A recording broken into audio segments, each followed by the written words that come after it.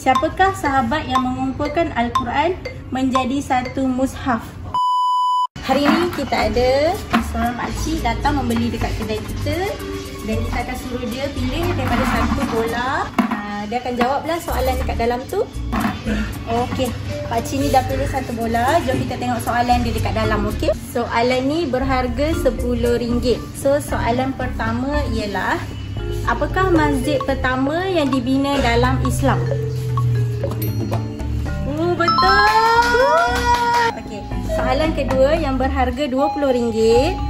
Apakah nama masjid yang menjadi kiblat pertama umat Islam? Al-Aqsa. Betul. Ini soalan cepu mas, soalan bernilai RM50. Tengok pakcik boleh jawab tak? Siapakah sahabat yang mengumpulkan Al-Quran menjadi satu mushaf? Zaid, apa nama ujungnya? Tapi Zaid lah. Betul. Bin Thabit. Okey.